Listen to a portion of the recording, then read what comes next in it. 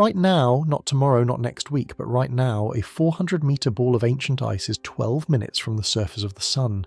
It is moving at over 1,000,000 miles per hour, and in the next 60 minutes, it either survives, explodes, or ceases to exist. The last object that tried this defied every prediction on Earth.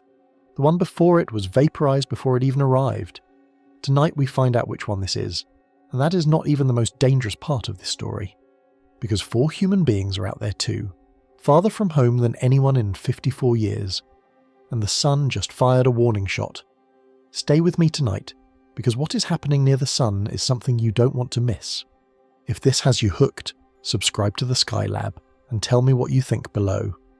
Because whether this comet survives or dies tonight, the story is not over. 4 humans are still out there, the Sun is still active, and what happens next depends on a sunspot that just fired a warning shot 12 hours ago. Now, let's begin. Part 1. The Arrival. The SOHO coronagraph feed is live right now, and in it, there is a comet. Not a prediction, not a simulation, not a what-if scenario from some astrophysicist's whiteboard. Right now, at this moment, Comet C 2026 A1, MAPS, is hurtling toward the Sun at somewhere between 500 and 540 kilometers per second. That is over 1,000,000 miles per hour, and in less than 60 minutes of coronal transit, this object either survives, fragments, or vanishes entirely. There is no fourth option. The comet we have been watching for weeks has arrived. Back in early March, in episode 14 of this channel, we told you about a Sungrazer headed for the Sun. We have been building toward this moment across multiple episodes, and today, April 4th, 2026, is the day. Perihelion is calculated for 1422 UTC. That is the moment MAPS threads through the solar corona at just 161,000 kilometers above the photosphere. 100,000 miles above the surface of a star. And here is the number that matters more than any other: 400 meters. That is the diameter of the nucleus, measured directly by the James Webb Space Telescope in a study published earlier this year. Roughly the size of C2011 W3, Lovejoy, the only Kreutz Sungrazer in the SOHO era that ever survived perihelion. But here is the asterisk that the headline skipped, and it is a big one. This is the first time in history that we have a direct measurement of a Kreutz Sungrazer's nucleus. Every prior survival or destruction prediction, for Lovejoy, for Atlas, for the Great Comet of 1882 for Comet C, was based on inferred size, inferred from brightness curves, inferred from tail morphology, inferred from what happened after perihelion. Nobody actually measured one before, and the authors of the JWST study themselves cautioned that the Lovejoy comparison, quote, has to be treated with caution, because MAPS is the only Kreutz comet with direct nucleus measurements out of more than 5,000 known family members. We are flying blind with better instruments. Now here is where the suspense gets uncomfortable. As of April 2nd, MAPS was sitting at an apparent magnitude of 4.2 in the LASCO C3 coronagraph. That is brighter than C2024S1. Atlas, at the equivalent pre-perihelion stage. And Atlas disintegrated 2 hours before reaching perihelion last October, but MAPS is significantly fainter than Lovejoy was at the same stage, and Lovejoy survived. So MAPS sits in the middle of the brightness curve between the comet that died and the comet that lived. That middle ground is exactly where prediction models collapse. Nobody knows which way this goes. Let me give you the raw numbers for those of you who want them. Distance from the Sun's centre at perihelion, 0.005729 astronomical units. That translates to 857,095 kilometers. Distance above the photosphere, approximately 161,000 kilometers. That is 1.232 solar radii, just 23% of a solar radius above the surface. For scale, the Sun's radius is 696,000 kilometers.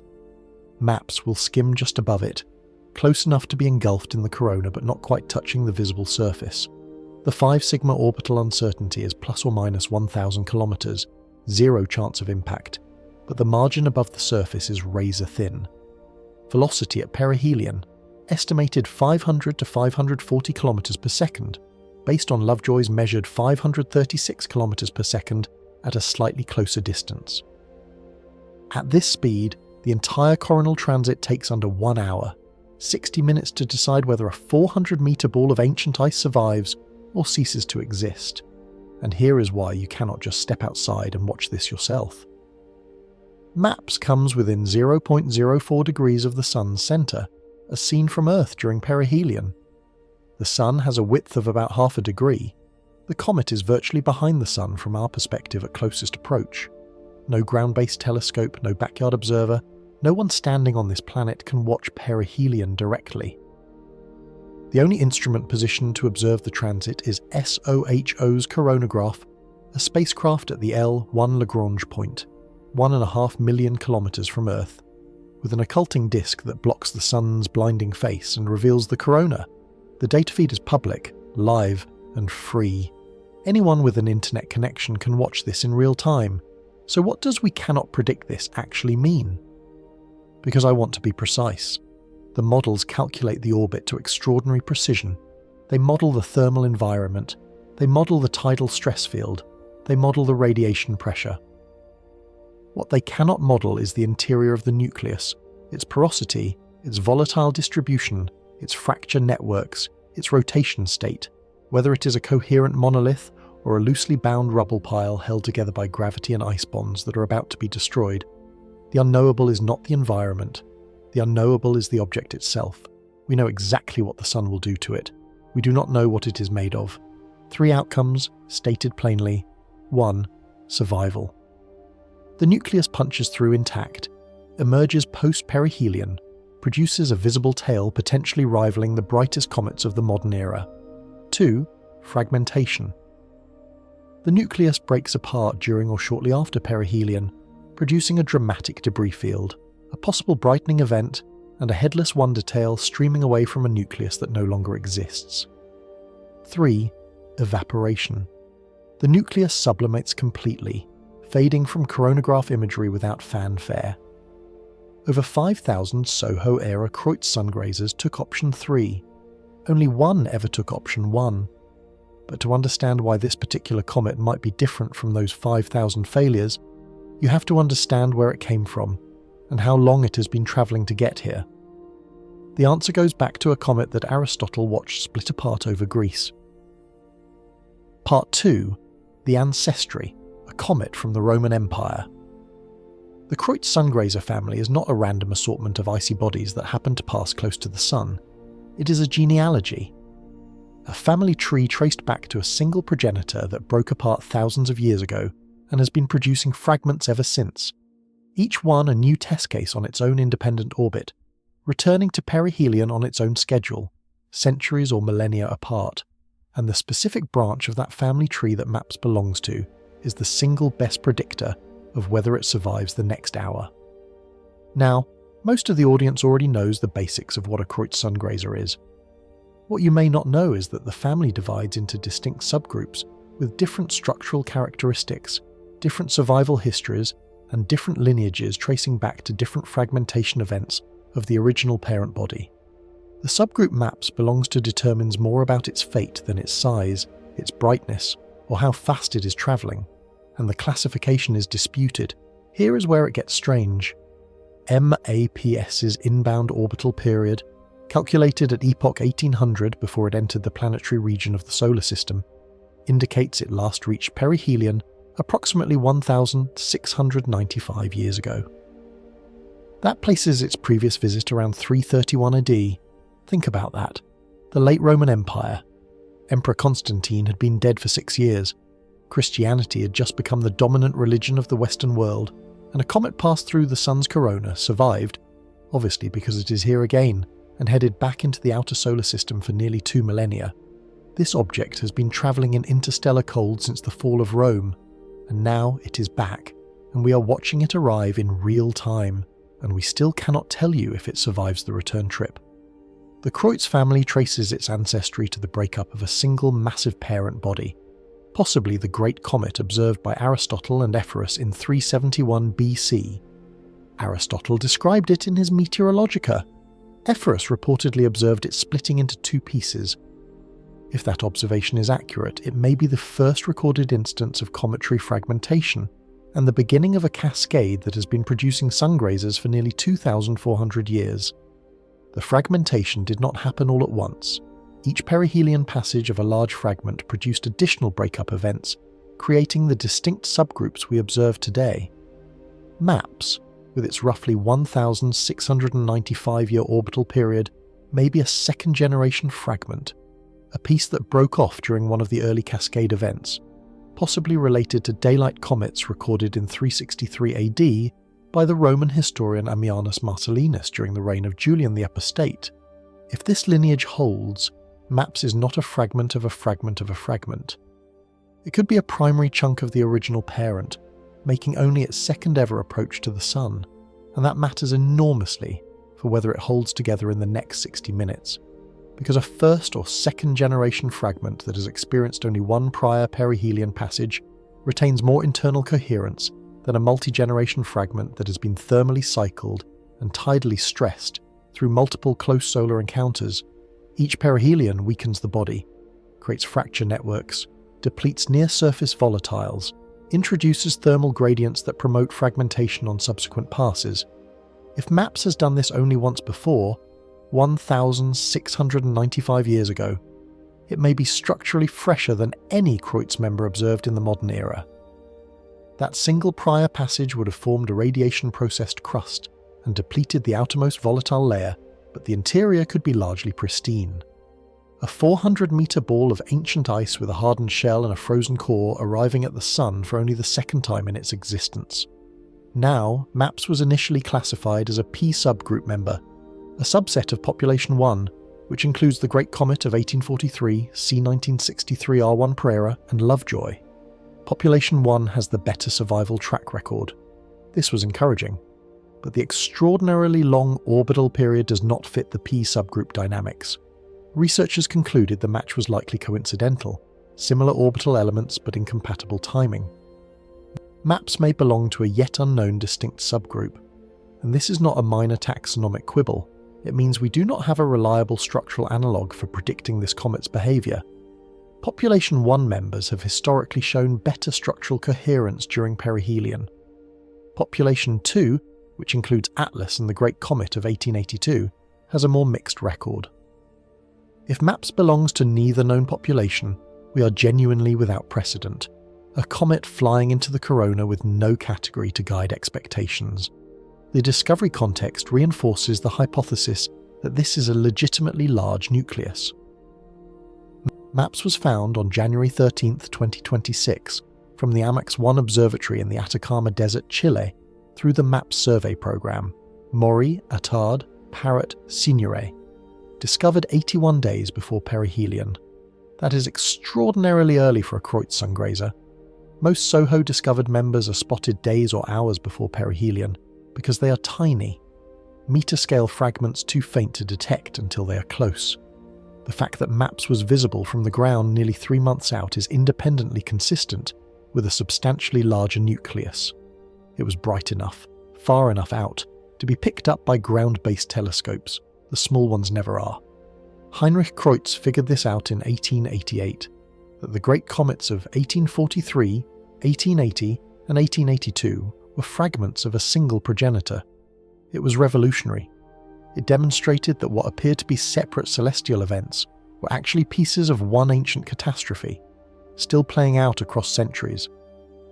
MAPS is a live test of whether that genealogy extends across 2 millennia to objects we have never observed before perihelion with modern instruments. We are watching a fragment of something that Aristotle may have seen break apart, arriving at the Sun for the second time since the late Roman Empire, with a JWST measured nucleus, a SOHO coronagraph feed, and absolutely no certainty about what happens next. Now here is the survival statistic that most coverage gets wrong. The raw number, one survivor out of more than 5,000 SOHO era Sungrazers, gives you a 0.02% survival rate. That sounds like certain death, but it is misleading. Those 5,000 are overwhelmingly meter-scale fragments that never had a chance. The relevant comparison is large nucleus Kreutz Sungrazers in the modern observational record. The Great Comet of 1843 survived.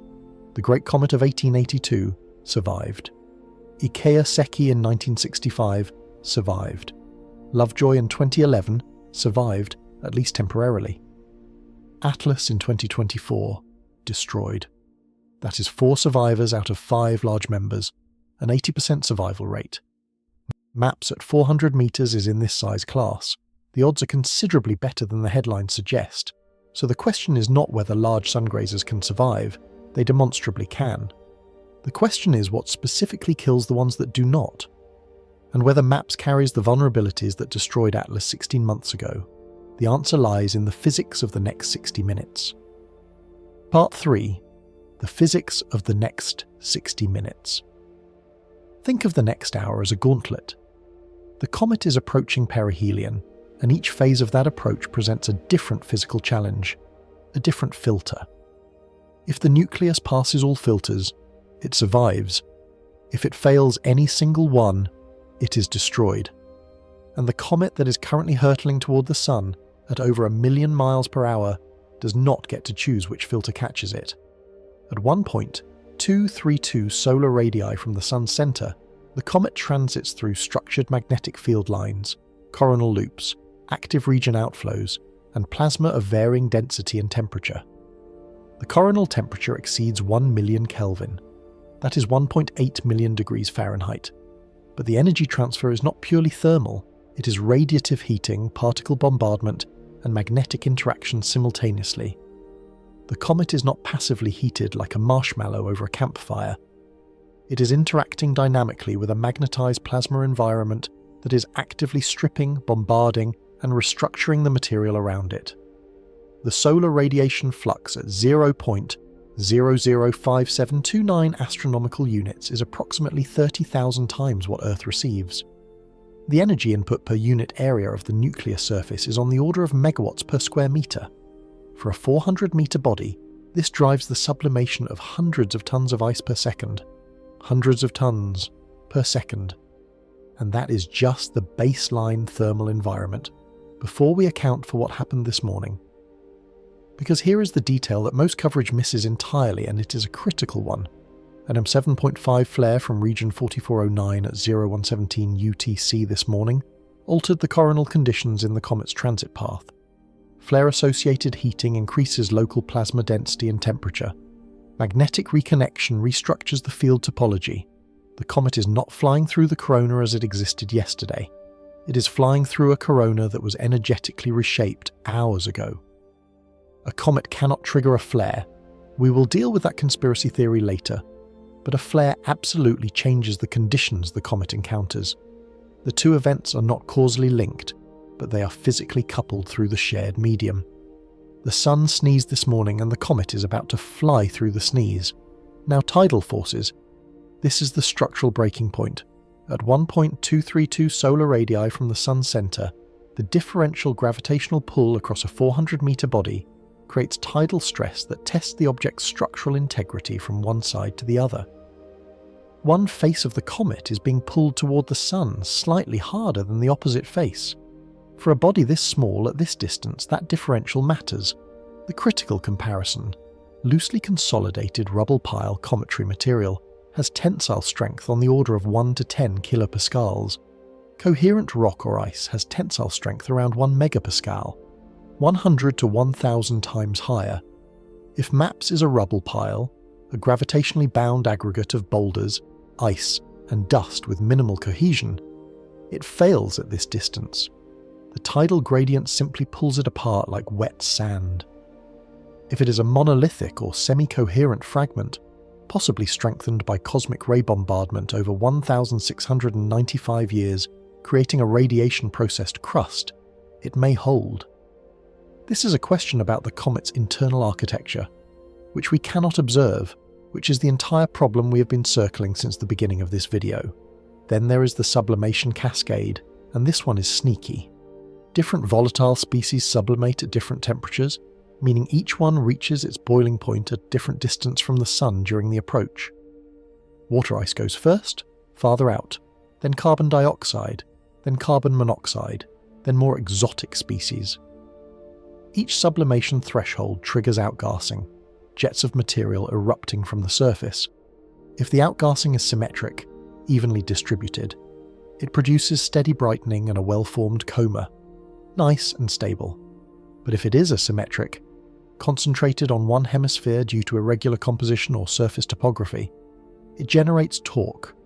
That torque spins up the nucleus, and if the spin rate exceeds the threshold where centrifugal force overcomes the body's self-gravity, plus tensile strength, the nucleus flies apart. Not melted, not vaporized, mechanically torn apart by its own rotation. Imagine a figure skater pulling their arms in and spinning faster and faster until the centrifugal force rips them apart at the molecular level. That is what happens to a comet with asymmetric outgassing, and that specific mechanism is what killed Atlas. There is one more piece of exotic physics the comet is about to encounter, and it has a name that sounds like it belongs in a science fiction novel. Critical ionization velocity, or CIV. Nobel laureate Hannes Alfvén predicted in 1942 that neutral atoms spontaneously ionize when their velocity relative to ambient plasma exceeds a critical threshold, roughly 50 kilometers per second for oxygen, 13 kilometers per second for sodium. At 500 plus kilometers per second through coronal plasma, MAPS exceeds CIV for every atomic species by an absurd margin. The result? A violent ionization front at the comet's leading edge, a bow shock of plasma interaction that strips material from the nucleus and creates complex electromagnetic structures. CIV was confirmed during the Vega 2 flyby of Halley's comet in 1986. For a Sungrazer at 500 kilometers per second, 10 times Halley's encounter velocity, the effect is dramatically amplified. This mechanism makes Sungrazer transits fundamentally different from any other cometary encounter in the solar system. The comet is not just being heated, it is being electrically disassembled, and then there is solar wind ram pressure. At this distance from the Sun, the solar wind density is orders of magnitude higher than at Earth. The dynamic pressure compresses the comet's coma, the cloud of gas and dust around the nucleus, collapsing the protective boundary to near the nucleus surface. At this distance, the solar wind interacts directly with freshly sublimated material. The boundary between the comet and the solar environment effectively disappears. The comet is not shielded by its own outgassing, it is being scoured. That gauntlet, tidal stress, sublimation cascade, rotational instability, CIV, ram pressure, is what destroyed Atlas in October 2024. But Atlas did not die at Perihelion, it died on the way there. Understanding exactly how Atlas failed is the closest thing we have to a diagnostic template for what might happen to MAPS in the next few hours. Part 4, How Atlas Died, the Forensic Template. C2024S1 Atlas was the most recent large Kreutz Sungrazer before MAPS, and it is the one that failed. Discovered September 27th, 2024 from the Atlas survey at Haleakala Observatory in Hawaii. A Population 2 Kreutz member, the subgroup that includes the Great September Comet of 1882 and Comet C. Population 2 members have a perihelion distance of approximately 0.008 astronomical units, farther from the Sun than MAPS's 0.00573 astronomical units. Atlas had more room. It died anyway. And the way it died tells us exactly what to watch for in the SOHO feed right now. The destruction was not sudden. It was a weeks-long escalating structural failure, and the forensic timeline reads like a medical chart for a patient whose body was shutting down one system at a time. October 9th, 2024, ongoing nucleus breakup first reported in ground-based observations. The comet showed morphological signs of fragmentation, changes in the shape and structure of the coma that indicated the nucleus was coming apart. October 15th, the nucleus appeared, quote, apparently intact, despite the earlier fragmentation evidence. And this is a critical diagnostic detail that trips people up. Cometary nuclei can exhibit surface breakup while the core remains temporarily coherent. Brightness can stabilize or even increase during early fragmentation, because fresh volatile-rich interior is exposed to sunlight. The patient looks better right before the organ failure, October 16th through the 19th. 2 additional brightness bursts, each indicating further fragmentation events. These bursts are the signature of chunks breaking away from the main body, exposing new sublimation surfaces. Each burst produces temporary brightening followed by fading as the fresh surface depletes rapidly. Flare, fade, flare, fade. The nucleus shedding pieces of itself, and then the end, approximately 2 hours before perihelion. Atlas disintegrated in SOHO LASCO C2 imagery around 0700 UTC on October 28, 2024. Perihelion was calculated for approximately 0900 UTC. The comet never arrived. It was destroyed on approach, a diffuse cloud of debris where a coherent nucleus had been hours earlier.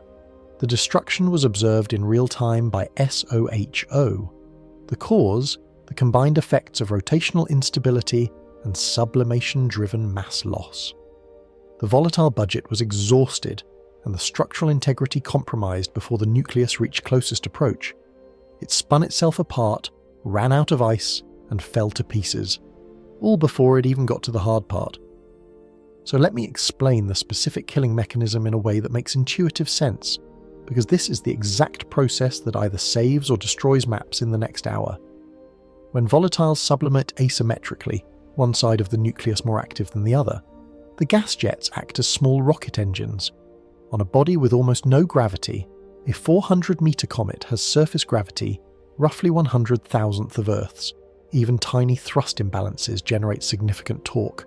The nucleus spins faster. More surface is exposed to sunlight, more volatiles sublimate, more torque is generated. It is a positive feedback loop, a death spiral, literally.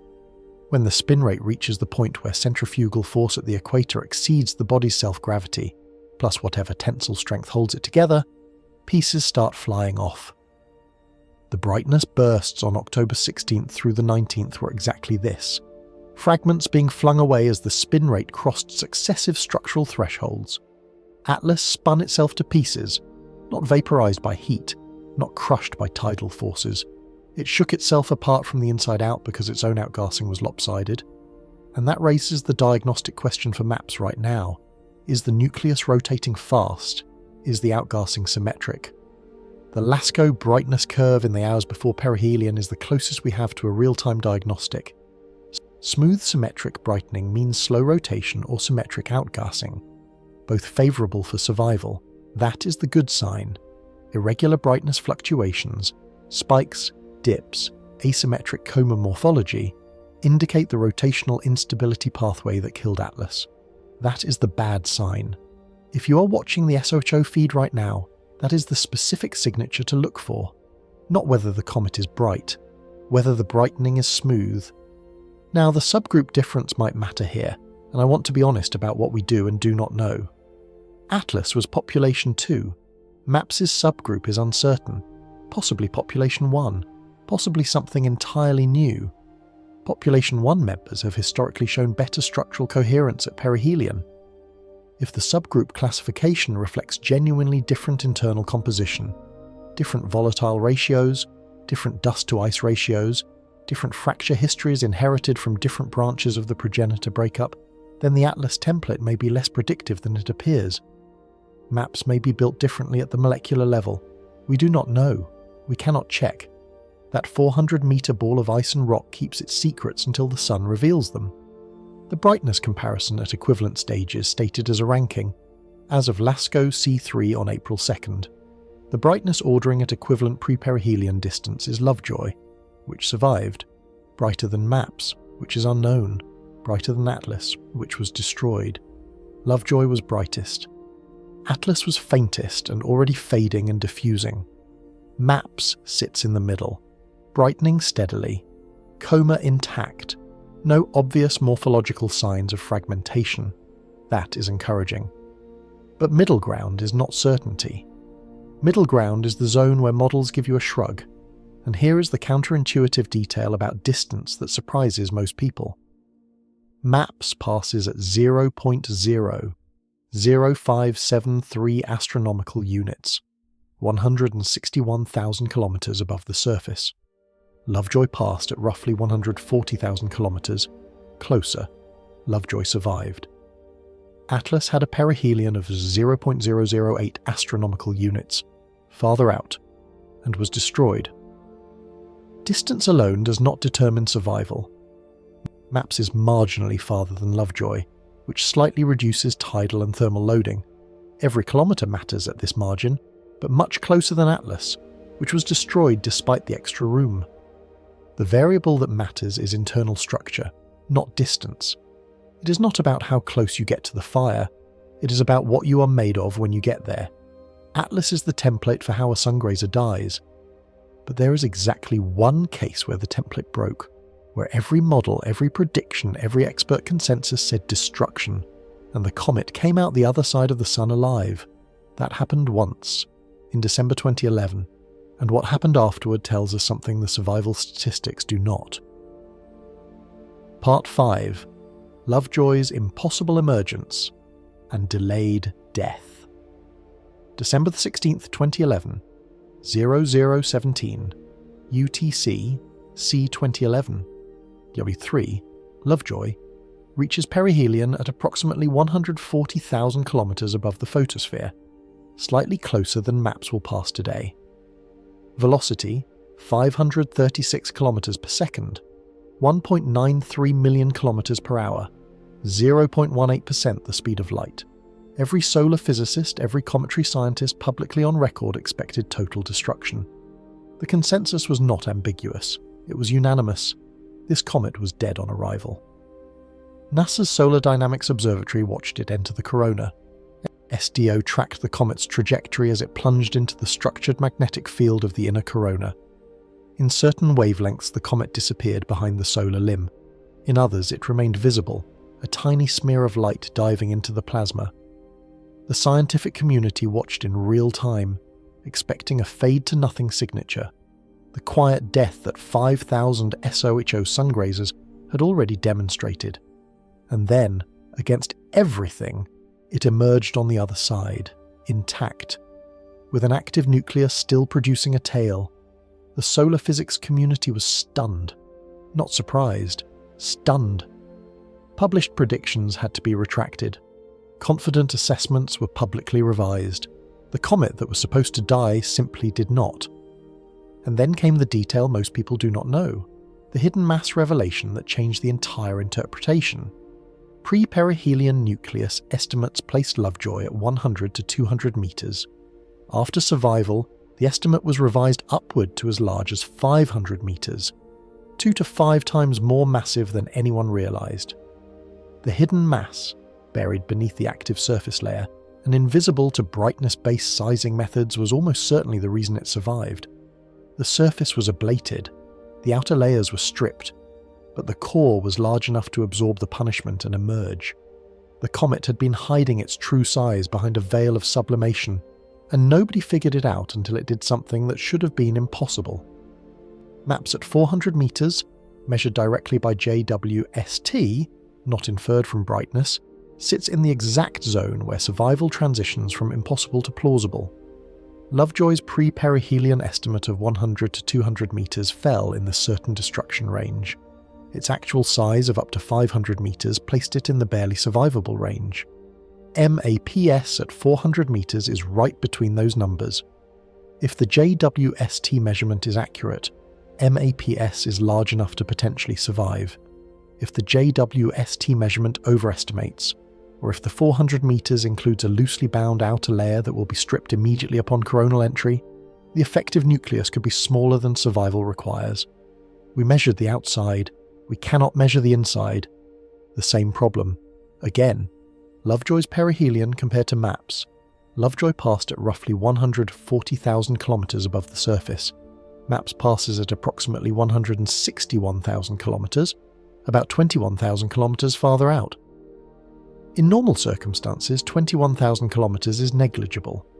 At this margin, where survival is a knife-edge outcome, 21,000 additional kilometers of distance reduces tidal stress and thermal loading by a measurable amount. It is not a large margin, but it favours MAPS slightly. Every meter counts when you're skimming a star.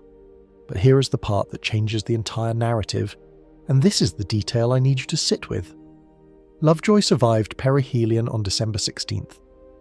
For 4 days, it travelled outward from the Sun with an increasingly spectacular tail, visible to the naked eye from the southern hemisphere, photographed extensively, one of the most beautiful cometary displays of the 21st century. Then, on December 20th, cataclysmic fragmentation, complete disintegration. The structural damage inflicted during perihelion, thermal fractures, volatile depletion, tidal microfractures, was cumulative and delayed. The perihelion passage was a mortal wound. It just took 4 days to kill it. Lovejoy did not survive. It died slowly. The comet that broke every model, that emerged from the Sun alive when every scientist said it could not, disintegrated 4 days later from injuries sustained during the very transit that was supposed to destroy it instantly. It did not cheat death. It postponed it. And this is the scenario the audience should watch for with MAPS. If MAPS survives perihelion today, the most scientifically interesting and visually spectacular outcome might not be long-term survival. It might be Lovejoy-style delayed fragmentation, occurring precisely when the comet enters the naked eye visibility window from Earth between April 6th and 10th. A fragmenting nucleus with active sublimation, producing a bright dust tail backlit by forward-scattered sunlight, potentially visible near Venus in the evening sky. The death of the comet could be the show. The destruction could be the spectacle. The most beautiful cometary display in decades could be caused by a comet that is dying in front of your eyes. The Great Comet of 1882 is the fragmentation as spectacle precedent. C 1882. R1 survived perihelion at approximately 0.008 astronomical units. Not only survived, it was visible in broad daylight near the Sun. The astronomer David Gill at the Royal Observatory at the Cape of Good Hope photographed the comet's tail, among the first astronomical photographs to demonstrate that photography could map stellar positions. Post-perihelion, the nucleus fragmented into at least 4 distinct pieces, each developing its own tail. Those fragments are believed to be the ancestors of many of the smaller Kreutz Sungrazers SOHO detects today, the 5,000 members that vaporize quietly on approach. If MAPS fragments similarly, its pieces become the progenitors of future Sungrazers, returning individually over centuries, each a new survival test case. The death of one comet becomes the birth of a dozen, and then there is Comet C in 1965, the magnitude benchmark. Perihelion, at 0.008 astronomical units, survived, briefly reached magnitude -10, visible in broad daylight, brighter than the full moon. The nucleus split into 2 or 3 fragments shortly after closest approach, continuing on separate orbits with estimated return times of 800 to 1,000 years. If MAPS achieves even a fraction of Comet C's brightness, it becomes the first great sungrazer of the 21st century. Everything we have described so far is happening to a ball of ice and rock. But the sun that is about to test this comet is the same sun that is bombarding 4 human beings with elevated radiation right now, farther from Earth than any person alive has ever travelled, with no magnetosphere between them and whatever region 4409 does next. Part 6. 4 humans beyond the shield. The comet is transiting through the Sun's corona right now. At the same time, approximately 150,000 miles from Earth, 4 human beings are transiting through the Sun's extended particle environment. The same solar wind, the same energetic proton flux, the same magnetic field variations. The comet and the crew are both subject to the Sun's behaviour today. One is ice and rock, the other is bone and blood. Artemis II is on flight day 4, Commander Reed Wiseman, pilot Victor Glover, mission specialist Christina Koch, all NASA, and Canadian Space Agency astronaut Jeremy Hansen, launched April 1st at 6:35 p.m. Eastern Daylight Time from Launch Pad 39B at Kennedy Space Center. Translunar injection burn completed April 2nd, 5 minutes, 50 seconds, sending Orion on a free return trajectory toward the Moon. The first outbound trajectory correction burn was cancelled. Cancelled because the trajectory was so precise that no adjustment was needed. The crew woke up at 11:35 a.m. to begin flight day 4. They are approximately 130,000 to 160,000 statute miles from Earth right now. roughly 55 to 65% of the way to the Moon. The lunar flyby is scheduled for April 6th. Maximum distance from Earth, 252,021 statute miles, breaking the Apollo 13 record by 3,366 miles. This is the first crewed mission beyond low Earth orbit since Apollo 17 in December 1972. 54 years. For 54 years, every human being who has left the surface of this planet stayed within the protective envelope of Earth's magnetic field. These 4 did not. 2 days ago, in episode 39, we broke down the radiation risks facing the Artemis crew. Since then, it has gotten worse. The G3 geomagnetic storm that arrived April 3rd elevated the energetic particle environment throughout cislunar space, the region between Earth and the Moon. And the crew is flying through it. The magnetosphere boundary is the story here, and it connects directly to the comet transiting the corona at this moment. In low Earth orbit, where the International Space Station operates, where every crewed mission since 1972 has stayed, Earth's magnetic field deflects the majority of solar energetic particles. It is a shield. Beyond the magnetosphere, there is no deflection. The Orion crew crossed that boundary during outbound transit. They are now in the interplanetary radiation environment. There is nothing between them and a solar particle event except the spacecraft hull and whatever mass they can shelter behind. The protocol for a major event is simple and sobering. Move to the most heavily shielded section of the spacecraft and wait. Warning time from flare detection to highest energy particle arrival is approximately 30 minutes. 30 minutes to get to shelter, hunker down, and hope the hull is enough. The cancelled correction burn sounds reassuring at first glance. The trajectory is perfect, no engine firing needed. But it has an edge to it. The spacecraft is on a ballistic trajectory. If radiation conditions worsen dramatically, the crew cannot change course. They cannot turn around. They shelter in place. The trajectory is locked. The same precision that eliminated the need for a correction burn also eliminated the opportunity for a course change. They are committed. There is a detail from the crew reports that is not just colour, it is substance. Victor Glover reported the cabin temperature was lower than expected. The crew wished they had brought different sleeping bags. The Orion spacecraft's thermal management is being tested with a crew for the first time. Every system, thermal, radiation monitoring, life support, deep space communications, is a first. All of these are being validated for the first time with humans aboard, during solar maximum during a geomagnetic storm, while a comet transits the corona. Commander Wiseman described seeing Earth from pole to pole during a spacecraft reorientation and spotting the northern lights from space, the same aurora produced by the G3 storm that elevated their radiation environment. They are simultaneously witnesses to and subjects of the space weather event. They are watching the aurora from above while being bathed in the particles that cause it.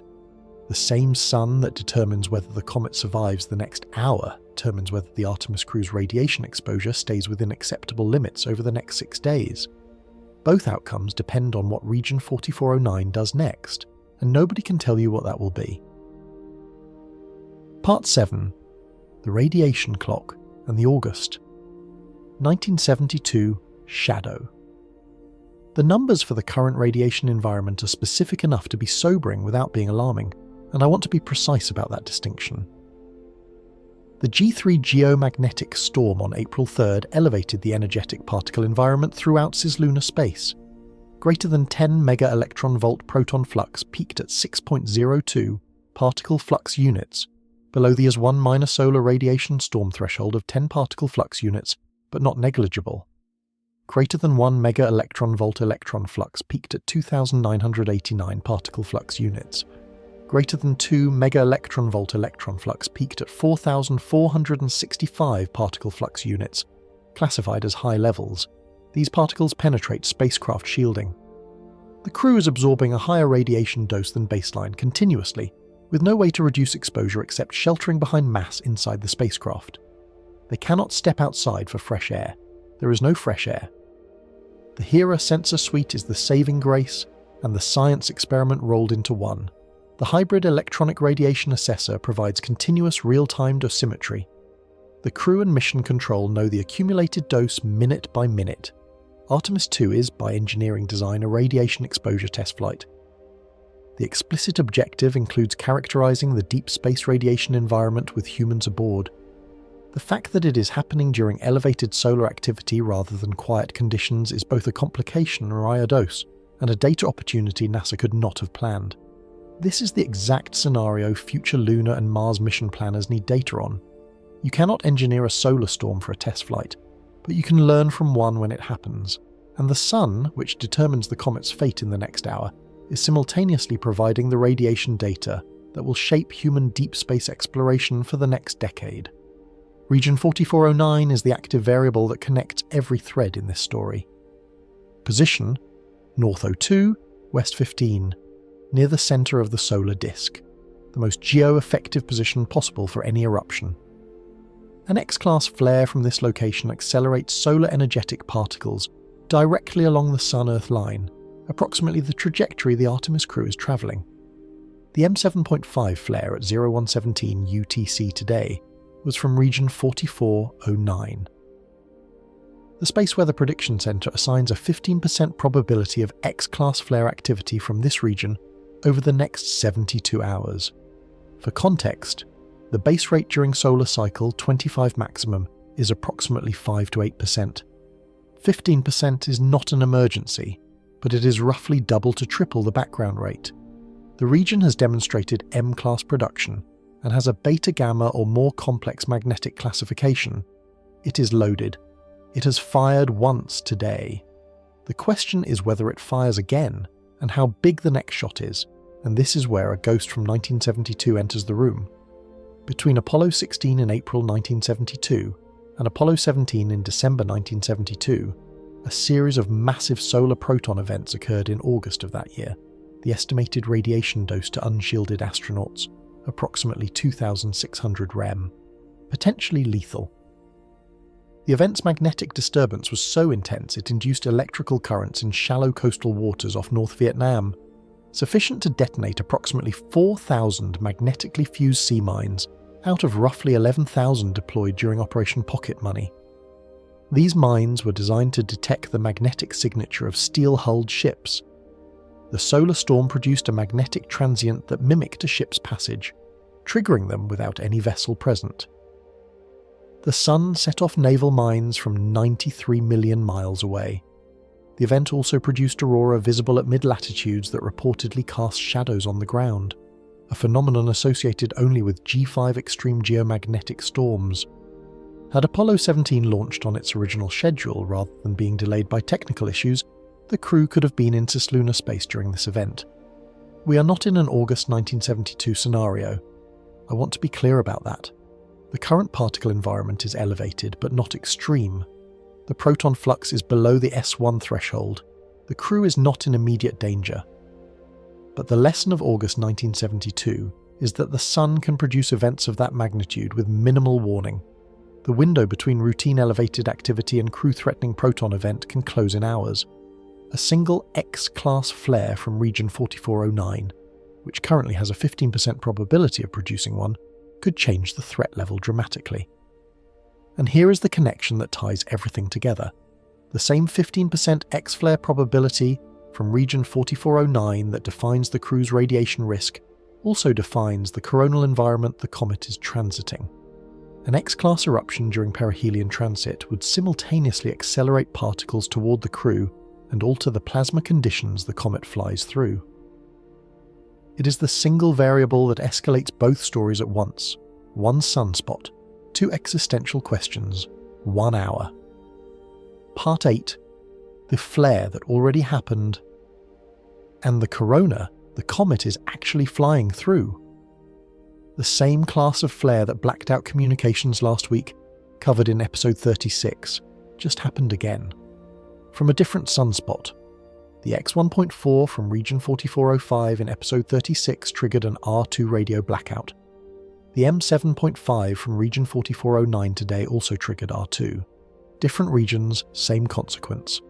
The Sun is not calming down. It is distributing activity across multiple active regions simultaneously, and that is characteristic of solar maximum behavior. Not one cannon firing, but a whole battery. The timeline of a layered solar activity creating today's conditions reads like an escalating crisis. March 30th, X 1.5 flare from region 4405, CME launched at approximately 1,845 km per second toward Earth. March 31st, coronal hole high-speed stream begins connecting with Earth's magnetosphere. April 1st, filament eruption produces additional CME. Artemis, 2 launches on the same day. April 2nd, M 3.5 flare from region 4404. The CME from the X 1.5 arrives at Earth overnight, reaching G2 conditions.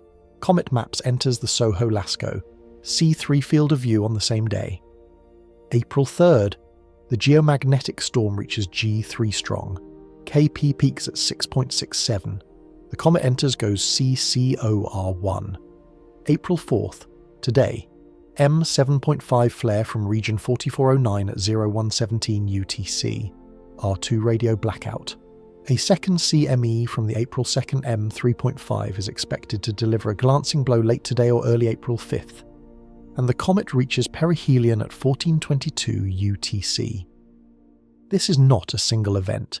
It is an escalating cascade, each event layering on the previous one, creating compounding conditions that no single forecast captures. Now, the flare-corona-comet interaction is the piece that most coverage either ignores or gets completely wrong, and I want to thread the needle carefully here. The consensus debunking is correct. Comets do not cause CMEs or solar flares. The mass of a comet nucleus, a few billion tons at most, is negligible compared to the coronal mass of roughly 10 to the 15th power tons. The energy from vaporization is trivial compared to magnetic energy in active regions.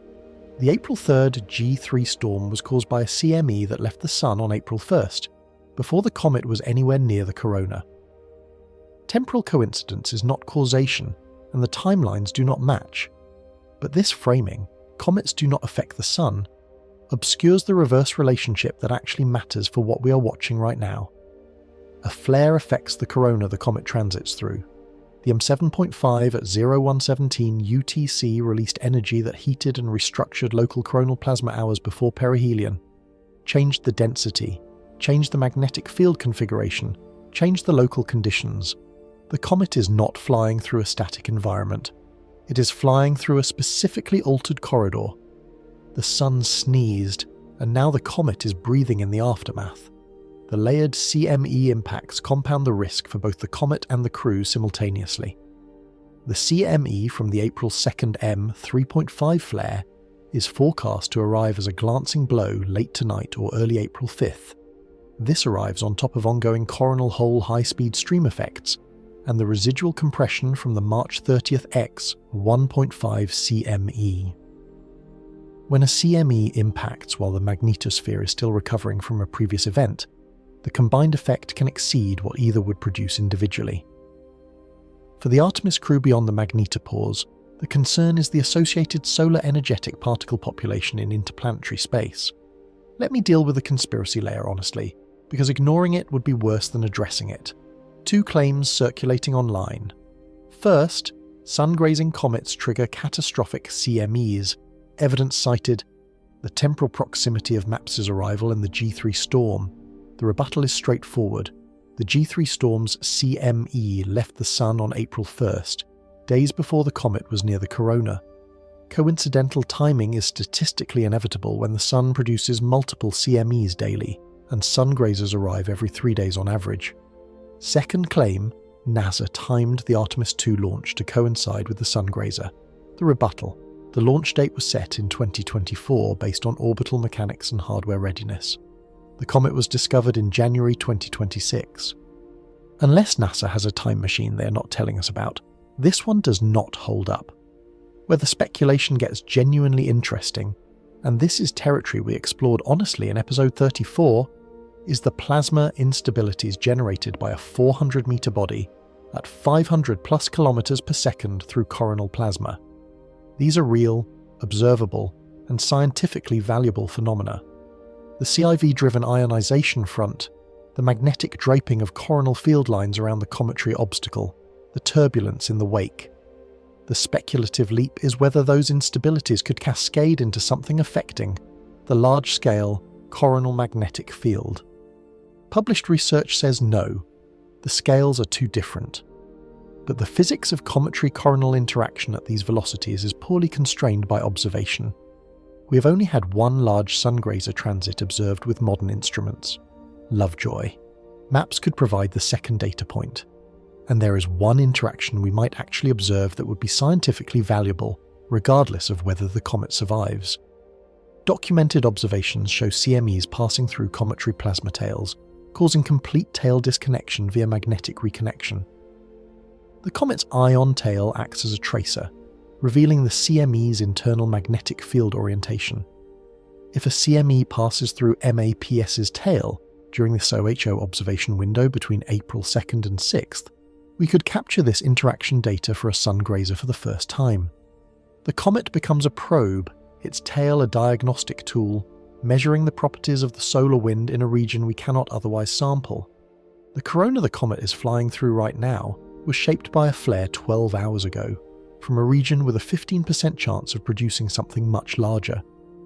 The comet's fate and the crew's safety are being determined by the same star, at the same time, under conditions no one predicted. Part 9. The compound event. Everything at once. Pull the camera all the way back for a moment. Inventory what is happening simultaneously on April 4th, 2026. Just the bare facts. A Kreutz Sungrazer is reaching Perihelion, the first with a JWST measured nucleus, the first large Sungrazer since Atlas disintegrated in 2024. 4 humans are in cislunar space beyond Earth's magnetosphere for the first time since 1972. A recovering G3 geomagnetic storm is still rippling through the magnetic field. An M7.5 flare from a disk center active region carries a 15% X-class probability over the next 72 hours. A second CME glancing blow is expected tonight, and on the ground, a multi-state severe weather event is tearing through the middle of the country. A multi-day stretch of severe weather is reaching its crescendo today, rotating thunderstorms across the plains, the Corn Belt and the Midwest. Tornado risk in Iowa and Illinois, damaging winds from Nebraska to North Texas. Simultaneously, a late-season winter storm system has produced ice storms across the upper Midwest and Great Lakes. Freezing rain and heavy ice accretion across Wisconsin brought down trees and power lines. Over 36,000 customers lost power, concentrated in central and northeastern counties, including Portage with 14,773 outages, Shawano, Marinette, Waupaca, and Marathon. Heavy snow, sleet, and freezing rain from the northern plains through the upper Great Lakes into northern New England. Nearly 300 active weather alerts across more than 20 states. While the space above is roiling, the ground below is not quiet either. Amazon LEO LA-05 launched successfully from Cape Canaveral Space Force Station this morning. 29 satellites for the Amazon LEO broadband constellation, formerly Project Kuiper, delivered to low Earth orbit by United Launch Alliance on an Atlas V 551, a routine commercial launch that happened to occur on the busiest single day in space weather, deep space exploration, and cometary science in the modern record. The rockets keep going up regardless of what the sun is doing. 5 days from now, April 9th, the Solar Wind Magnetosphere Ionosphere Link Explorer, or SMILE, launches from Europe's spaceport in French Guiana on a Vega C rocket. SMILE is a joint ESA and Chinese Academy of Sciences mission, carrying 4 instruments: a soft X-ray imager, an ultraviolet camera, a magnetometer, and a light ion analyzer. Its orbit will be highly elliptical, reaching 121,000 kilometers above the North Pole, far enough to image the entire dayside magnetosphere in a single X-ray exposure. It will observe the magnetopause, the boundary where solar wind meets Earth's magnetic field, directly in soft X-rays for the first time, while simultaneously imaging the aurora in ultraviolet. The combined dataset will reveal the complete cause and effect chain. Solar wind compression leads to magnetopause deformation, leads to particle injection, leads to auroral emission. The phenomena driving the G3 storm right now, the same storm elevating the Artemis crew's radiation exposure, the same solar activity that reshaped the corona the comet is transiting, are exactly what SMILE is designed to study. It launches into a sun that is actively demonstrating why the mission was built. The elevated fireball environment confirmed by the American Meteor Society's Q1 2026 statistical analysis adds yet another layer. The near-Earth meteoroid environment is independently showing unusual activity across the same period. The space around Earth is active in every measurable dimension. No single day in the modern observational record has featured a Kreutz Sungrazer at Perihelion, humans in cislunar space, a G3 geomagnetic storm, an M-class flare from disk center with X-class probability, a multi-state severe weather event, and a successful commercial launch simultaneously. That is not rhetoric. That is a factual observation about the convergence of monitored phenomena on one calendar date. All of these events are linked by a single variable, the Sun. Its coronal conditions determine the comet's fate. Its particle output determines the crew's radiation exposure. Its magnetic activity drives the geomagnetic storms. Its energy input drives the terrestrial weather patterns. We are watching all of it with more instruments than any prior generation had access to, and we still do not know what happens next. Part 10. Reading the SOHO feed. What to watch for. This section is the practical guide. Because the SOHO LASCO coronagraph feed is freely available online, updated in near real time, and maps is visible in it through approximately April 6th. That is a 4 to 5 day window. Anyone with an internet connection can watch this comet's fate unfold. So here is what to look for. Stated as simple diagnostic rules you can apply while watching the feed. Steady symmetric brightening means a coherent nucleus with controlled sublimation. The comet is tracking a smooth brightening curve as it approaches perihelion. This is the good sign. Survival probability increasing. A sudden asymmetric brightness burst means a fragmentation event. A spike of brightness, often followed by irregular coma morphology, the cloud of gas around the nucleus looking lumpy, elongated or off-center. This is what the October 16th through 19th bursts looked like for Atlas. This is the bad sign, the nucleus is coming apart. Rapid fading before perihelion means the nucleus has already disintegrated. The show is over before it started. This is the most common outcome for SOHO Sungrazers, a quiet, unremarkable fade into nothing. A brightness surge at or near perihelion, followed by a tail that persists post-perihelion means survival. Watch for the tail extending away from the Sun after the comet rounds perihelion.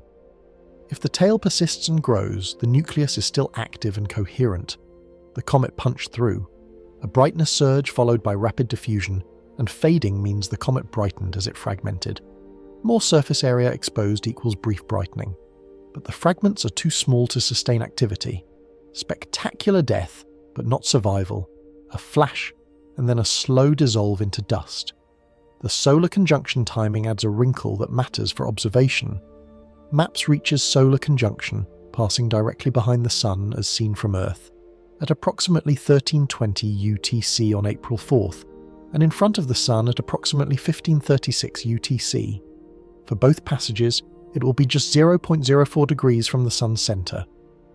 Perihelion itself at 1422 UTC falls between these conjunction times. This means the comet is at its closest to the Sun during the exact interval when it is most difficult to observe from any angle except SOHO's coronagraphs. The design of SOHO's LASCO instrument, blocking the Sun's disk with an occulting disk to reveal the corona, is precisely engineered for this moment. It was built for exactly this kind of observation. Now, the magnitude scenarios if MAP survives, and I want to calibrate these honestly. The realistic conservative estimate places MAPS at magnitude +1 to -2, somewhere between a bright star and brighter than Jupiter, easily visible to the naked eye from the southern hemisphere. Challenging but potentially visible from northern latitudes near the horizon after sunset. The optimistic scenario is magnitude -5, brighter than Venus. This requires an intact nucleus with vigorous outgassing and favourable forward scattering geometry. It would be unmistakable to any observer who knows where to look. The extraordinary scenario, magnitude -10 to -15, daylight visible to brighter than the full moon, is what Ikea Secchi and the Great Comet of 1882 achieved. This requires everything to go right. Large coherent nucleus, maximal outgassing, optimal geometry. If MAPS reaches this range, it is the first great sungrazer of the 21st century, observed with modern space-based instrumentation that did not exist for any prior member of this class. And if MAPS dies, what does the death look like in the SOHO feed, and why is it still valuable? The fragmentation signature in LASCO shows a coherent point source becoming elongated, then diffuse, then fading over hours. The dust cloud persists longer than the nucleus, so you might see a ghost of the comet's trajectory in coronagraph imagery even after the nucleus is gone. A smudge of light tracing the path of something that used to exist. The fragmentation pattern, rate of fading, and dust trail morphology provide data about the internal structure of Kreutz sungrazers that cannot be obtained any other way. Every observed destruction contributes to our understanding of the parent body that broke apart 2,400 years ago. The death of MAPS would tell us something about an object that fragmented when Aristotle was alive. There is one more scenario worth describing: the headless wonder. If MAPS fragments during or shortly after perihelion but produces enough debris to sustain a visible dust tail, the result is a comet without a head. A diffuse trail of dust and gas sweeping away from the Sun with no central nucleus. Lovejoy exhibited characteristics of this after its December 20th fragmentation. The visual effect can be striking. A long ghostly tail visible in the sky with no obvious source. This is a plausible outcome for MAPS even in a destruction scenario, and could still produce a naked eye event for observers in the April 6th through 10th window. But whether you are watching the SOHO feed or scanning the evening sky next week, what exactly would you see if this comet survives? Where do you look? When? And what makes a post-perihelion sungrazer tail look different from anything else in the sky? Part 11. If it survives, the post-perihelion show. The post-perihelion visibility window is April 6th through 10th. If MAPS survives perihelion and emerges with an active nucleus, it enters the phase where sunlight interacting with the expanding dust and gas tail creates the visual spectacle the public associates with great comets. The comet makes closest approach to Earth around April 5th through 6th at approximately 0.96 astronomical units, 143.8 million kilometers. The geometry of the tail relative to the Sun-Earth line determines how dramatic the display appears from the ground, and this is where the physics of light does something remarkable that makes post-perihelion sungrazers potentially extraordinary: forward-scattered light. When sunlight passes through the fine dust particles in a comet's tail at a shallow angle, meaning the observer on Earth is looking roughly toward the Sun, through the tail, the light is forward-scattered. This amplifies apparent brightness by factors of 10 to 100 compared to the same dust seen from a wider angle, same physics as fog glowing blindingly when headlights hit it from behind. You're not seeing the fog itself particularly well. You're seeing the light passing through it, amplified by the geometry.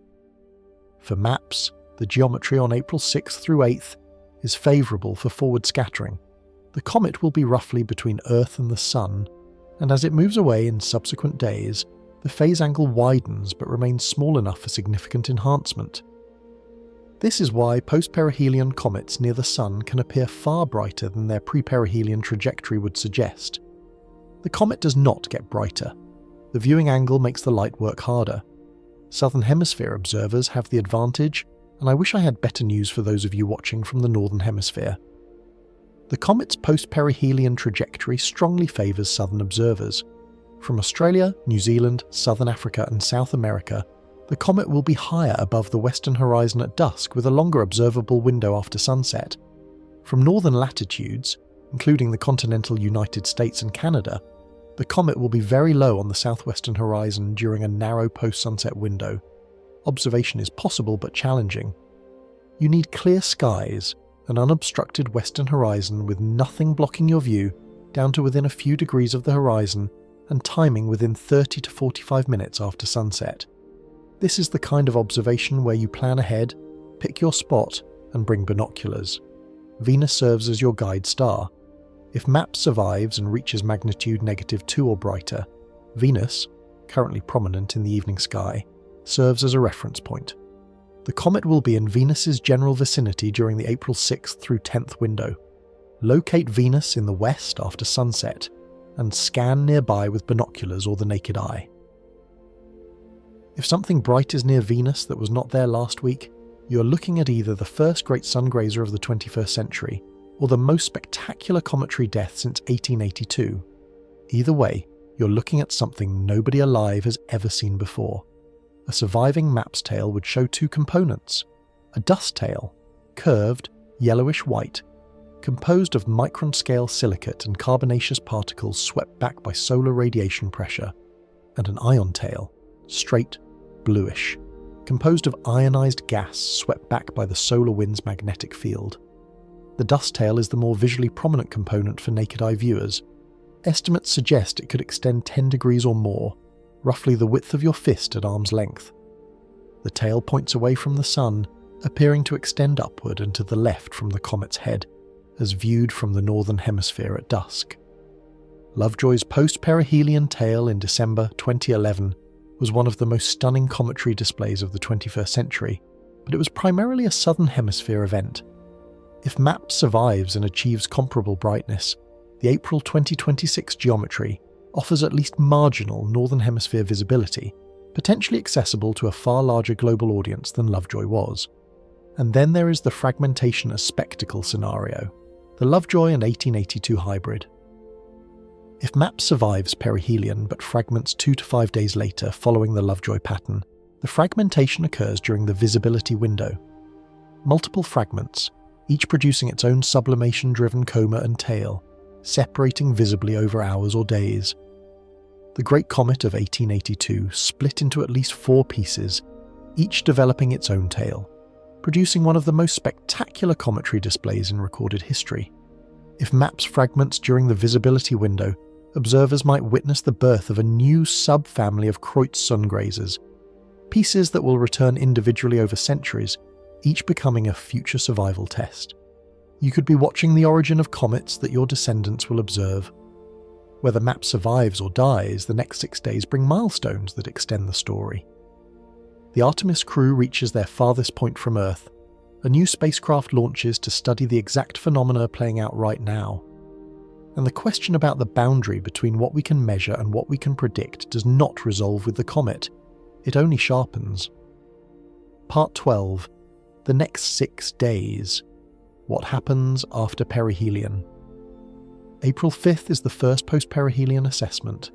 If MAPS survived, the SOHO LASCO C3 feed shows a comet emerging from behind the sun with a growing tail. If it died, the feed shows diffuse debris, or nothing at all. By April 5th, the audience should know the broad outcome. The comet makes closest approach to Earth around this date at approximately 0.96 astronomical units. The first opportunity for ground-based observers to search for a post-perihelion tail begins. April 6th brings 2 milestones on the same day. Artemis. 2 reaches maximum distance from Earth, 252,021 statute miles, breaking the Apollo 13 record. The lunar flyby occurs, with the crew observing the moon's surface including areas of the far side never seen directly by human eyes. The far side will be partially illuminated, with shadows stretching across the surface to reveal ridges, slopes, and crater rims. And during the flyby, the crew will observe something no human has ever witnessed: a solar eclipse where the Earth blocks the sun, as seen from beyond the moon. This eclipse lasts nearly an hour. Think about that image. Your home planet, a dark circle silhouetted against the star that has been driving every event in this video. The star that tested the comet, the star that elevated the crew's radiation dose, the star that drove the geomagnetic storm. All of it reduced to a bright ring behind a small blue marble, watched from 252,000 miles away by 4 people who are farther from home than any living human has ever been. While the crew watches Earth block the sun, observers on Earth may be watching a comet's tail emerge from behind that same sun. 2 perspectives on the same star, one from deep space, one from the ground. April 6th through 10th is the naked eye comet window if MAPS survived. Each successive evening, the comet moves slightly farther from the sun in the sky, becoming easier to observe but gradually fading as it moves away. April 6th and 7th represent the best case window for peak brightness, with the most challenging viewing geometry. very close to the Sun, low on the horizon. April 8th through 10th offers easier viewing geometry but lower brightness. Southern Hemisphere observers have the advantage throughout. April 9th, SMILE launches the Solar Wind Magnetosphere, Ionosphere. Link Explorer lifts off from French Guiana on a Vega C rocket at 0829 Central European Summer Time. It will reach a highly elliptical orbit, 121,000 kilometers above the North Pole, 5,000 kilometers above the South Pole, after 11 engine burns over 25 days. 3 months after launch, first X-ray and ultraviolet images, planned lifetime, 3 years. SMILE will study exactly the phenomena: solar wind interaction, magnetospheric compression, auroral dynamics, that have been playing out in real time throughout this video. The mission that will study the Sun-Earth connection launches into an active Sun-Earth connection event. The timing is unplanned and poetic. You cannot script this kind of thing. The ongoing Region 4409 watch does not end at Perihelion. The 15% X-flare probability does not expire when the comet passes closest approach. Region 4409 will remain on the solar disk for days. As it rotates westward, its geoeffective potential changes, but it remains capable of producing significant flares. The Artemis crew remains in deep space through the return trajectory. The radiation exposure story continues until splashdown. If an X-flare occurs after perihelion, while the crew is at maximum distance, while the post-perihelion comet tail is developing, while the geomagnetic field is still recovering from layered CME impacts, the compound event intensifies rather than resolves. The story does not end with the comet. The story ends when the crew comes home. The comet's legacy is secured regardless of outcome. If MAP survives, first JWST measured Sungrazer to transit the corona, first large Kreutz Sungrazer observed with modern instruments since Lovejoy, potential great comet, data on coronal interaction that expands the entire field of Sungrazer physics.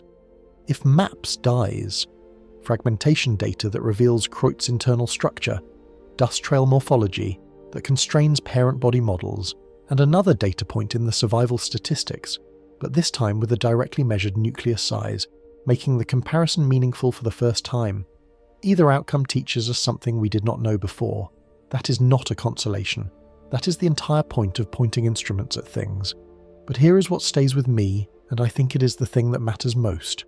We built the instruments. We launched the missions. We sent the people. We can measure more, observe more, and model more than any generation before us. And the comet, 400 meters of ice and rock that has been traveling since the Roman Empire, does not care about any of it. It either holds together or it does not, and that tells us something about the limits of knowledge itself. Part 13.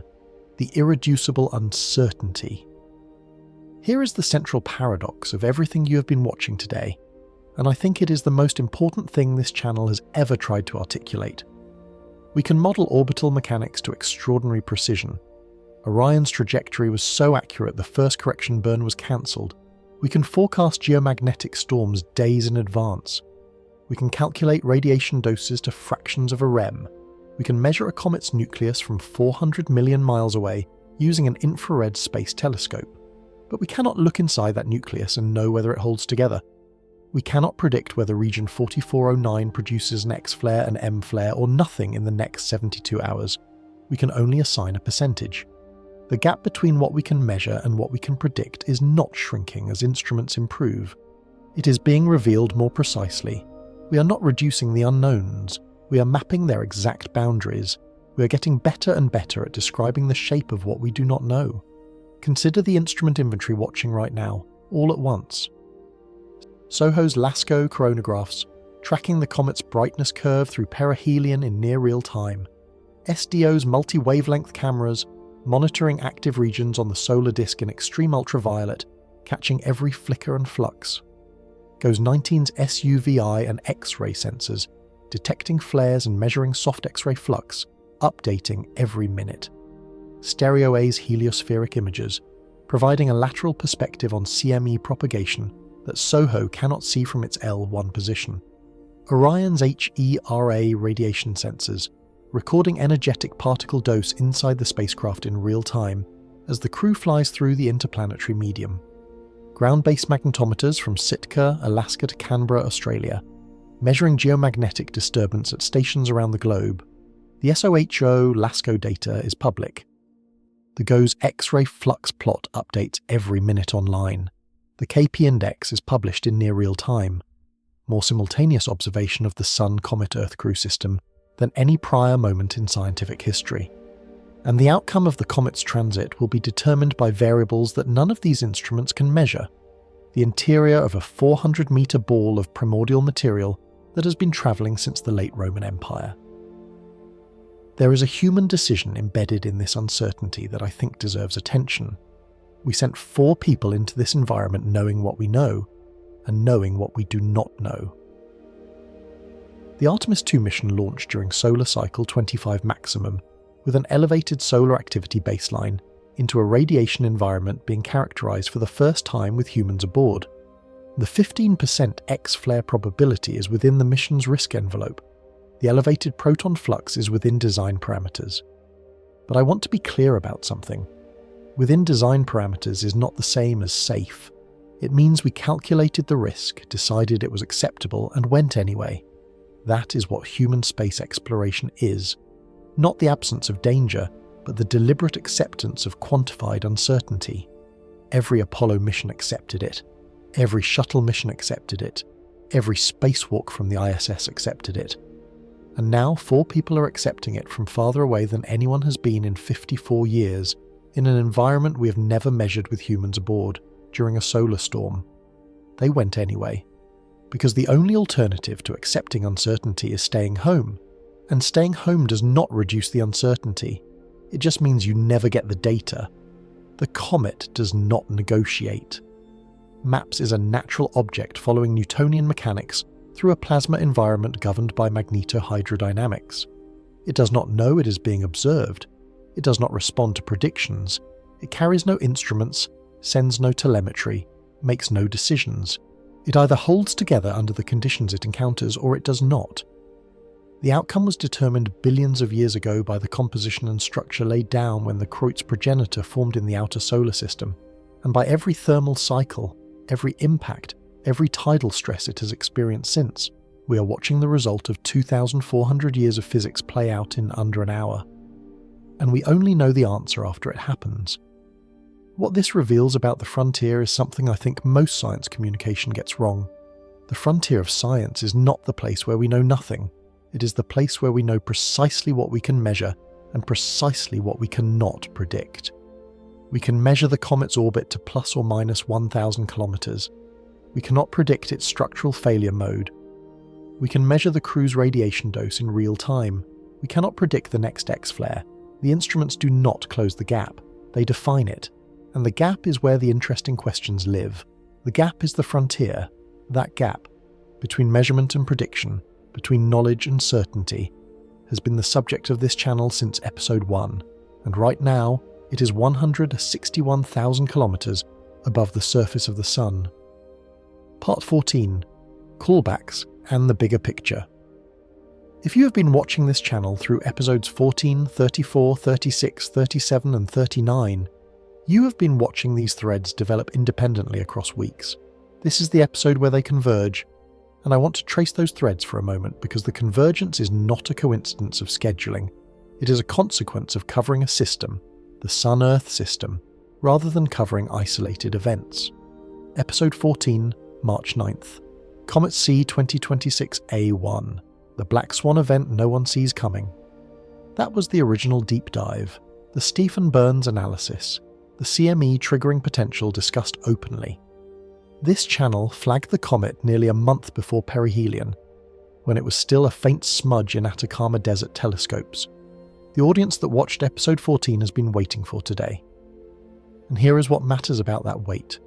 The uncertainty we identified in early March, the unknowable nucleus size, the disputed subgroup classification, the survival or destruction binary, has not been resolved by 4 weeks of additional observation. It has been refined. The JWST measurement came, the SOHO imagery began, and the outcome is still unknown. That is not a failure of coverage. That is what covering a genuinely open scientific question looks like. You do not always get to give the audience an answer. Sometimes you give them a better version of the question. Episode 34, March 28th. Why the giant comet headed for the Sun has scientists on edge. The most recent comet-focused episode covered the Kreutz family background in detail, explored CIV theory and the alpha-ven prediction, drew the Lovejoy survival analogue, set up the audience for today's perihelion with the physics framework needed to follow the SOHO feed intelligently. If you watched episode 34 and then you are watching the SOHO feed right now, you are doing participatory science. You know what steady brightening versus asymmetric bursting means. This channel gave you the diagnostic tools. Today, you use them. That is not passive entertainment. That is informed observation of a scientific event in real time. Episode 36, March 30th. A solar flare just blacked out half the planet. The X1.4 flare from region 4405. R2 radio blackout coverage. The M7.5 from region 4409 today is the same class of event from a different region. The Sun rotated, new active regions came into view, and the pattern continued. Episode 36 established that solar maximum is not a single event but an ongoing condition. Flares, CMEs, and geomagnetic storms arriving in overlapping sequences. Episode 41 is the episode where that ongoing condition intersects with a comet and a crew. The background radiation of solar maximum became the foreground of the story. Episode 37, March 31st. Scientists just confirmed the fireball anomaly is real. The American Meteor Society Q1 statistical confirmation of elevated fireball rates. A peripheral detail in this episode, but it contributes to the compound event texture. The near-Earth space environment is active across multiple independent phenomena simultaneously. Not directly related to the comet or the crew, but part of the pattern of an unusually active space environment during solar cycle 25 maximum. The space around Earth is busy in every dimension we can measure. Episode 39, April 2nd. The terrifying part of the Artemis launch nobody is talking about. The radiation risk deep dive. The August 1972 analogue. The recommendation from researcher Dr. Velasco Herrera to delay the launch. This channel covered the crew's exposure risk before they left Earth orbit. 2 days later, the G3 storm arrived and elevated the radiation environment, validating the concern we raised before it materialized. The callback here is direct. We told you this could happen. It is happening. The data from the crew's HERA sensors over the next 6 days will determine whether the risk assessment was justified or optimistic. The compound storytelling approach is not topic hopping. It is systems thinking.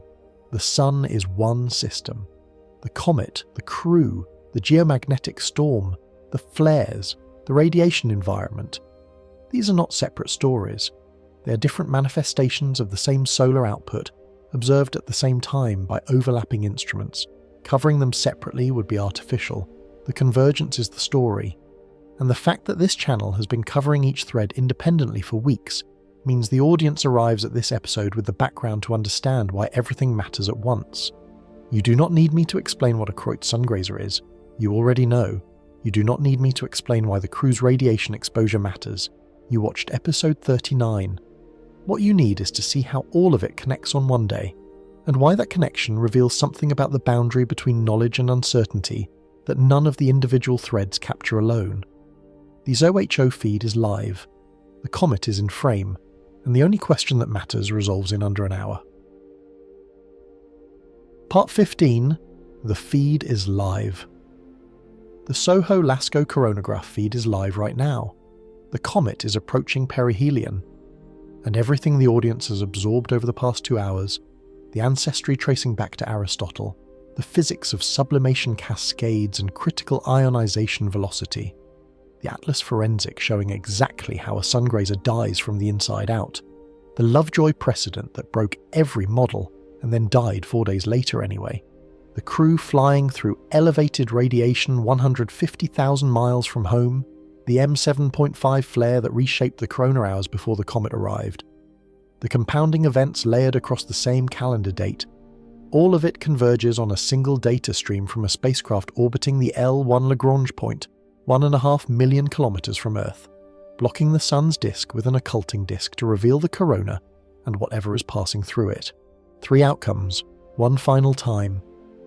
But now you understand what each one means at a level you did not have when this video started. Survival, a 400-meter second-generation Kreutz fragment, possibly intact since 331 AD, punches through 1 million-degree coronal plasma at 500 kilometers per second, emerges with an active tail, and potentially becomes the first great sungrazer of the 21st century, visible near Venus in the evening sky, the first great comet observed with JWST, SDO, SOHO, stereo, and goes simultaneously. The first time in human history we have watched a large sungrazer survive with this level of instrumentation. If this happens, the dataset is unprecedented. The visual display could be extraordinary. And the comet continues outward, carrying the scars of its transit, shedding material, its tail growing as forward-scattered sunlight amplifies the dust cloud trailing behind it. Every telescope on the night side of the planet turns to look. Fragmentation. The nucleus breaks during or shortly after perihelion, possibly producing a spectacular Lovejoy-style delayed death. A headless wonder tail streaming away from a source that no longer exists, or an 1882-style multi-fragment display that seeds future Kreutz sungrazers for centuries. The death becomes the show. Multiple fragments, each with its own tail, separating visibly in the evening sky over the same day as the Artemis crew reaches maximum distance from Earth. The birth of future comets witnessed in real time by anyone who steps outside and looks west after sunset. Spectacular, informative, and final. Evaporation. MAPS joins the 5,000-plus Kreutz members that simply vanish in LASCO imagery. A bright spot becoming a dim spot becoming nothing, the quiet end that most sungrazers meet. But this time, with a JWST measured nucleus, the destruction constrains models of Kreutz internal structure in ways that no prior evaporation has. We know how big it was, we know it was not big enough. Even the quiet death teaches us something new. Even the absence of spectacle produces data. The crew, Reed Wiseman, Victor Glover, Christina Koch, Jeremy Hansen, waking up for Flight Day 4 at 11:35 a.m., preparing for a lunar flyby on April 6th, recording radiation data with HERA, cold in their sleeping bags in a spacecraft whose thermal management is being tested for the first time, 150,000 miles from home and accelerating. They saw the northern lights from above last night, the visible evidence of the same geomagnetic storm that elevated their particle environment. In 2 days, they will be farther from Earth than any living person has ever been, watching their home planet eclipse the sun from beyond the moon for nearly an hour. A perspective no human being has ever had. They went anyway, knowing the risk, accepting the uncertainty. Flying through a radiation environment nobody has characterized with humans aboard, because you cannot characterize it without going there. The data they are collecting right now determines whether the next crew goes, and the one after that, and eventually the ones that go to Mars. Every reading from HERA, every particle that passes through the hull and registers on the sensors, is a data point that either confirms or revises the models that send people deeper into space. They are the experiment. Region 4409, still there, still active, still carrying a 15% X-class probability, still positioned near the center of the solar disk, aimed roughly at both the comet's transit corridor and the crew's trajectory. The variable nobody controls and everybody is watching. It fired an M7.5 this morning. It could fire an X-class tonight or tomorrow or not at all. 15% is not 0. 15% is not 50. 15% is the honest answer to a question that does not have a better one. 5 days from now, a spacecraft launches from French Guiana specifically designed to study how Earth responds to everything that is happening right now. SMILE will image the magnetopause in soft X-rays, map the aurora in ultraviolet, measure the solar wind with a magnetometer and a light ion analyzer. 3 months after launch, first images, 3 years of data. The questions this video has raised: how does the magnetosphere respond to layered CME impacts? How do solar energetic particles propagate through the inner heliosphere? What happens at the Sun-Earth boundary during solar maximum are literally the mission statement of a spacecraft that does not exist in orbit yet. We are living in the experiment before the instrument is deployed. SMILE will study a calmer version of what is happening right now and try to build the models that would have predicted today's conditions. The next time all of this happens at once, and it will, we might understand it better. Might. The Orion eclipse. During the lunar flyby on April 6th, the Artemis crew will see a solar eclipse caused by the Earth, their home planet silhouetted against the Sun. From 252,000 miles away, for nearly an hour, no human has ever seen this. While they watch Earth block the Sun from beyond the Moon, observers on Earth may be watching a comet's tail emerge from behind that same Sun. Two perspectives on the same star, one from deep space, one from the ground. Neither observer can predict what the Sun does next. The SOHO coronagraph feed is live right now. The comet is in frame.